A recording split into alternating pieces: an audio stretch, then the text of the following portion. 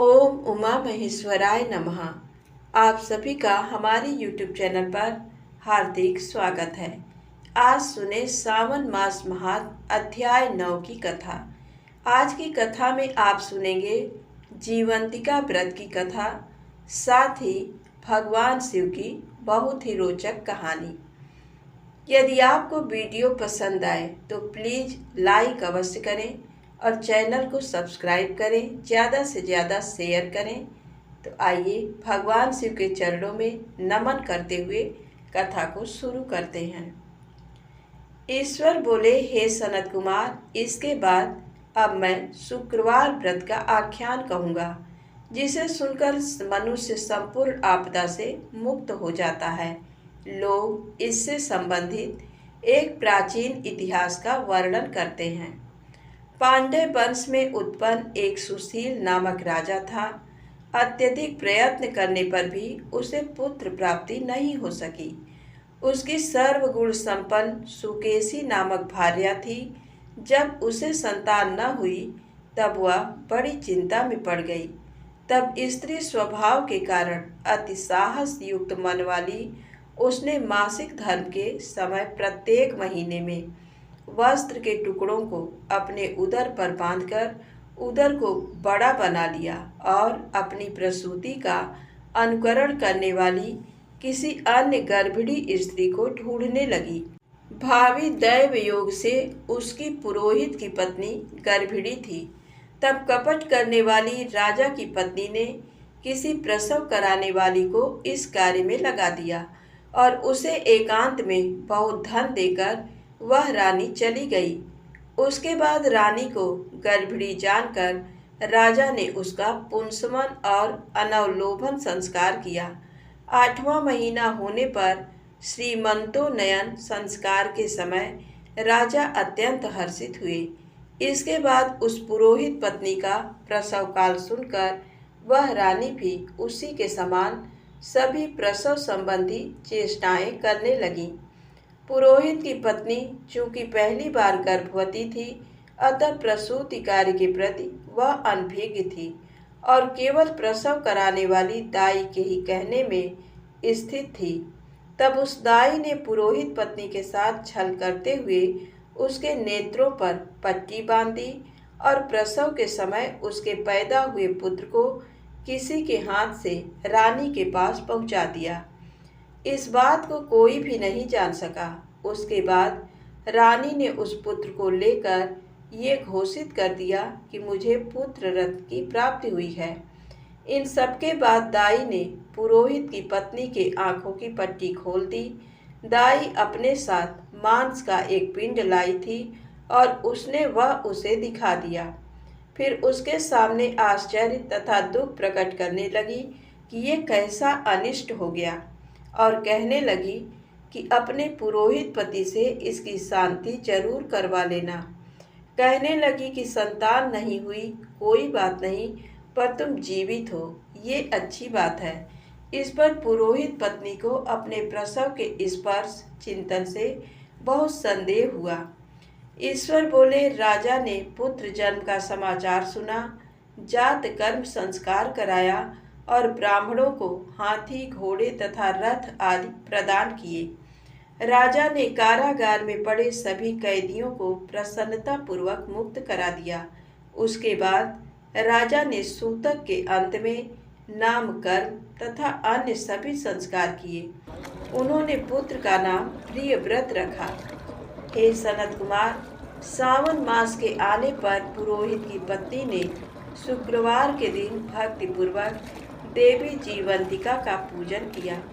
दीवार पर अनेक बालकों सहित देवी जीवंतिका की मूर्ति लिखकर पुष्प तथा माला से उनकी पूजा करके गोधूम की पीठ के बनाए गए 5 दीपक उनके सम्मुख उसने जलाए और स्वयं भी गोधूम का चूर्ण भक्षण किया और उनकी मूर्ति पर चावल फेंका और कहा, हे जीवंत, हे करुणार्णवे, जहाँ भी मेरा पुत्र विद्यमान हो आप उसकी रक्षा करना। ये प्रार्थना करके उसने कथा सुनकर यथाविधि नमस्कार किया तब जीवंतिका की कृपा से वह बालक दीर्घायु हो गया और वे देवी उसकी माता की श्रद्धा भक्ति के कारण दिन रात उस बालक की रक्षा करने लगी। इस प्रकार कुछ समय बीतने पर राजा की मृत्यु हो गई। तब पितृभक्त उनके पुत्र ने उनकी पारलौकिक क्रिया संपन्न की। इसके बाद मंत्रियों तथा पुरोहितों ने प्रियव्रत को राज्य पर अभिषिक्त किया। तब कुछ वर्षों तक प्रजा का पालन करके तथा राज्य भोग कर वह पितरों के ऋण से मुक्ति के लिए गया जाने की तैयारी करने लगा। राज्य का भार वृद्ध मंत्रियों पर भक्ति पूर्वक सौंपकर और स्वयं के राजा होने का भाव त्याग कर उसने कार्पटिक का वेश धारण कर लिया और गया के लिए प्रस्थान किया। मार्ग में किसी नगर में किसी गृहस्थ के घर में उन्होंने निवास किया। उस समय उस गृहस्थ की पत्नी को प्रसव हुआ था। इसके पहले खष्ठी देवी ने उसके 5 पुत्रों को उत्पन्न होने के 5वें दिन मार दिया था। ये राजा भी उस समय 5वें दिन ही वहां गया हुआ था। रात में राजा के सो जाने पर उस बच्चे को ले जाने के लिए खष्ठी देवी आई। जीवंतिका देवी ने उस खष्ठी देवी को ये कहकर रोका कि राजा को लांघकर मत जाओ। तब जीवंतिका के रोकने पर वह खष्ठी जैसे आई थी वह वैसे ही चली गई। इस प्रकार उस गृह स्वामी ने उस बालक को 5वें दिन जीवित रूप में प्राप्त किया। ये लोग इतने प्रभाव वाले हैं, ये देखकर उस गृहस्थ ने राजा से प्रार्थना की, हे राजन, आपका निवास आज के दिन मेरे ही घर में हो। हे प्रभु, आपकी कृपा से मेरा ये छठा पुत्र जीवित रह गया है। उसके इस प्रकार प्रार्थना करने पर करुणानिधि उस राजा ने कहा कि मुझे तो गया जाना है। तब राजा गया के लिए प्रस्थान कर गए। वहां पिंडदान करते समय विष्णु पद वेदी पर कुछ अद्भुत घटना हुई। उस पिंड को ग्रहण करने के लिए 2 हाथ निकलकर आए। तब महान विस्मय युक्त राजा संशय में पड़ गए और पुनः पिंडदान कराने वाले ब्राह्मण के कहने पर उन्होंने विष्णु पद पर पिंड रख दिया। इसके बाद उन्होंने किसी ज्ञानी तथा सत्यवादी ब्राह्मण से इस विषय में पूछा। तब उस ब्राह्मण ने उनसे कहा कि ये दोनों हाथ आपके पितर के थे। इसमें संदेह हो तो घर जाकर अपनी माता से पूछ लीजिए, वह बता देगी। तब राजा चिंतित तथा दुखी हुए और मन में अनेक बातें सोचने विचारने लगे। वे यात्रा करके पुनः वहां गए जहां वह बालक जीवित हुआ था। उस समय भी उस स्त्री को पुत्र उत्पन्न हुआ था और वह उसका 5वां दिन था। वह जो दूसरा पुत्र हुआ था उसे लेने रात में फिर वही खष्ठी देवी आई। तब जीवंतिका के दोबारा रोके जाने पर उस खष्ठी देवी ने उनसे कहा, इसका ऐसा क्या कृत्य है अथवा क्या इसकी माता तुम्हारा व्रत करती है जो तुम रात दिन इसकी रक्षा करती हो। तब खष्ठी का ये वचन सुनकर जीवंती ने धीरे से मुस्कुराकर इसका सारा कारण बताया। उस समय राजा शयन का बहाना बनाकर वास्तविकता जानने के लिए जाग रहा था। अतः उन्होंने जीवंती और खष्ठी दोनों की बातचीत सुन ली। जीवंती ने कहा, हे खष्ठी, सावन मास में शुक्रवार को इसकी माता मेरे पूजन में व्रत रहती है और व्रत के संपूर्ण नियम का पालन करती है। वह सब मैं आपको बताती हूँ। वह हरे रंग का वस्त्र तथा कंचुकी नहीं पहनती और हाथ में उस रंग की चूड़ी भी नहीं धारण करती। वह चावल के धोने के जल को कभी नहीं लांघती, हरे पत्तों के मंडप के नीचे नहीं जाती और हरे वर्ण का होने के कारण करेले का साग भी वह नहीं खाती। ये सब वह मेरी प्रसन्नता के लिए करती है, अतः मैं उसके पुत्र को किसी को मारने नहीं दूंगी। ये सब सुनकर राजा प्रियव्रत अपने नगर को चले गए। उनके देश के सभी नागरिक स्वागत के लिए आए। तब राजा ने अपनी माता से पूछा, हे माता, क्या तुम जीवंतिका देवी का व्रत करती हो? इस पर उसने कहा कि मैं तो इस व्रत को जानती भी नहीं हूँ। उसके बाद राजा ने गया यात्रा का समुचित फल प्राप्त करने के लिए ब्राह्मणों तथा सुवासिनी स्त्रियों को भोजन कराने की इच्छा से उन्हें निमंत्रित किया और व्रत की परीक्षा लेने के लिए सुवासिनियों को वस्त्र, कंजुकी तथा कंकड़ भेजकर कहलाया कि आप सभी को भोजन के लिए राजभवन में आना है। तब पुरोहित की पत्नी ने दूत से कहा कि मैं हरे रंग की कोई भी वस्तु कभी ग्रहण नहीं करती हूँ। राजा के पास आकर दूत ने उसके द्वारा कही गई बात राजा को बता दी। तब राजा ने उसके लिए सभी रक्त वर्ण के शुभ परिधान भेजे। वह सब धारण करके वह पुरोहित पत्नी भी राजभवन में आई। राजभवन के पूर्वी द्वार पर चावलों के धोने का जल पड़ा देखकर और वहां हरे रंग का मंडप देखकर वह दूसरे द्वार से गई। तब राजा ने पुरोहित की पत्नी को प्रणाम करके इस नियम का संपूर्ण कारण पूछा। इस पर उसने इसका कारण शुक्रवार का व्रत बताया। उस प्रिय व्रत को देखकर उसके दोनों स्तनों में से बहुत दूध निकलने लगा। दोनों वक्ष स्थलों ने उस राजा को दुग्ध की धाराओं से पूर्ण रूप से सिंचित कर दिया। तब गया में विष्णुपदी पर निकले दोनों हाथों, जीवंतिका तथा खष्ठी दोनों देवियों के वार्तालाप तथा पुरोहित पत्नी के स्तनों से दूध निकलने के द्वारा राजा को विश्वास हो गया कि मैं इसी का पुत्र हूँ। उसके बाद पालन पोषण करने वाली माता के पास जाकर विनम्रता पूर्वक उन्होंने कहा, हे माता, डरो मत, मेरे जन्म का वृत्तांत सत्य सत्य बता दो। ये सुनकर सुंदर केशों वाली रानी ने सब कुछ सच सच बता दिया। तब प्रसन्न होकर उन्होंने जन्म देने वाले अपने माता पिता को नमस्कार किया और संपत्ति से वृद्धि को प्राप्त कराया। वे दोनों भी परम आनंदित हुए। एक दिन राजा प्रियव्रत ने रात में देवी जीवंती से प्रार्थना की, हे जीवंती, मेरे पिता तो ये हैं, तो फिर गया में वे दोनों हाथ कैसे निकल आए थे?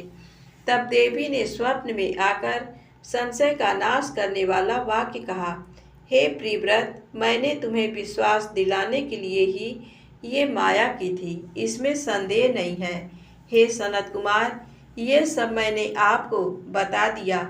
सावन मास में शुक्रवार के दिन इस व्रत का अनुष्ठान करके मनुष्य सभी मनोरथों को प्राप्त कर लेता है। इस प्रकार ईश्वर सनत कुमार संवाद में सावन मास महात्म्य शुक्रवार जीवंतिका व्रत कथन नामक 9वां अध्याय पूर्ण हुआ। प्रेम से बोले शंकर भगवान की जय। अब आइए सुने उगना महादेव की पौराणिक कथा। देश भर में भगवान महादेव के कई प्रसिद्ध मंदिर स्थापित हैं, जिनसे जुड़ी कई रोचक कथाएं भी सुनने को मिलती हैं। भोले भंडारी का ऐसा ही एक मंदिर बिहार के मधुबनी जिले के भवानीपुर गांव में स्थित है, जो उगना महादेव व उग्रनाथ मंदिर के नाम से काफ़ी प्रसिद्ध हैं। ऐसी लोक मान्यता है कि इस मंदिर में भगवान शिव ने स्वयं मैथिली भाषा के महाकवि विद्यापति के घर नौकरी की थी। महाकवि विद्यापति हिंदी साहित्य की भक्ति परंपरा के प्रमुख कवियों में से एक हैं, जिन्हें मैथिली के सर्वोपरि कवि के रूप में जाना जाता है। वे भगवान शिव के बहुत बड़े भक्त हुआ करते थे।